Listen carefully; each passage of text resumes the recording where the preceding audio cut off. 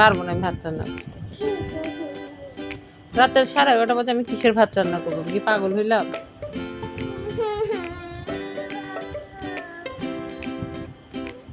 নান্নার বাসায় আছে, ভাত নিয়ে আসতে বলবো। তারপর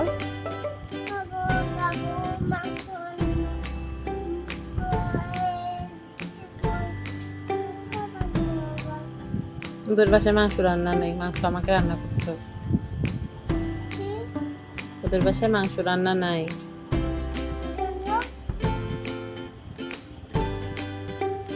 ঘুমাও, আর ভাত খাইতে হবে না, সকালে কালকে একটু ভাত খাও।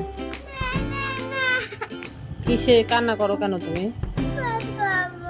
কি কি? পারবো না।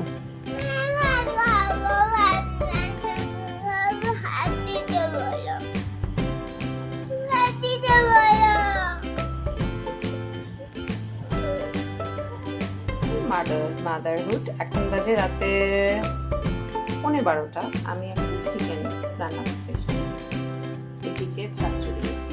সাধারণত আমার ছেলে ভাত খেতে চায় না, তাই তার জন্য আজকে বিভিন্ন রকম শরবত বানিয়েছে, খেয়েছে। এখন রাতে 11:30 তার মনে হচ্ছে সে ভাত খাবে, তো আমি so there I am going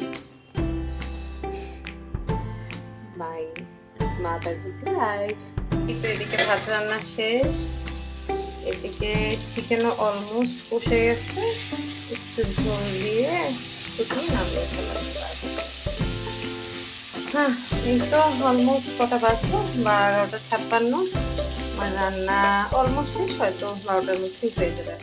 ভাত, মুরগির মাংস, রাত 12:08 তার জন্য রেডি করা খাবার। দেখা যাক তিনি কতটা খান।